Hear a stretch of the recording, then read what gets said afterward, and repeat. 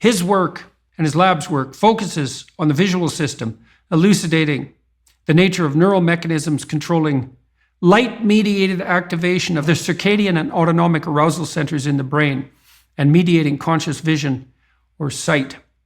His lab investigates how the brain works, how it changes through experience.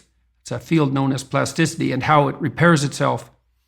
He and his colleagues have worked to discover strategies for halting and reversing vision loss in blinding diseases and understanding how visual perceptions and autonomic arousal states are integrated to impact behavioral responses. Those aren't data from my laboratory. I wish they were.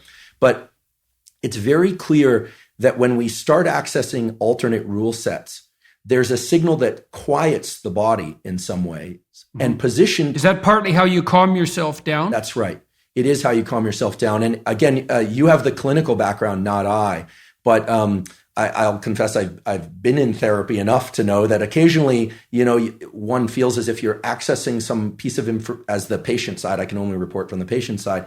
Accessing some what feels like important piece of information. You're pulling on a thread of some sort, but then the therapist will say something, and it literally gives you that alternate view. And this notion of looking at things through a different perspective, we often think about that as a switch in our cognitive frame, in our thinking.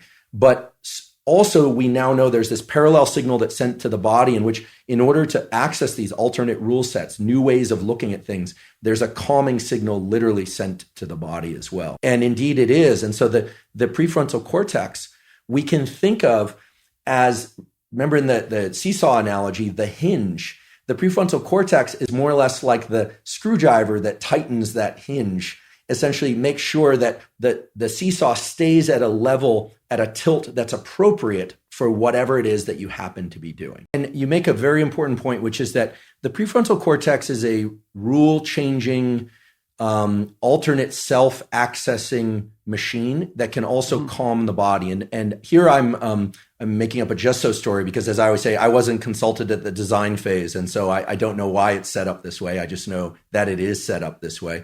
It's useful for people to know that that's the basic platform upon which emotions are erected too, is that emotions are like signals of those action tendencies. And they are very simple. It's back up, get away, stop, or move forward.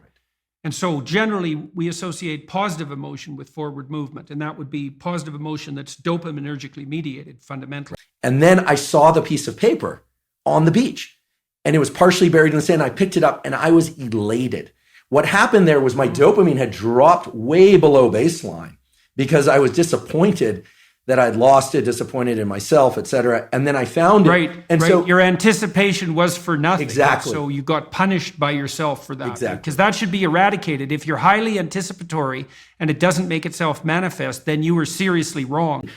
What's critical, again, is this cognitive appraisal, this interpretation of that. If you think of that anxiety as a natural system of getting you to move, of just biasing your body toward movement, toward action, as opposed to inaction, because that's what anxiety really is. It's a bias toward action. Then you can literally reshape the whole notion of what it feels like to have elevated heart rate, maybe trembling hands, maybe flushing of the face when one is doing public speaking.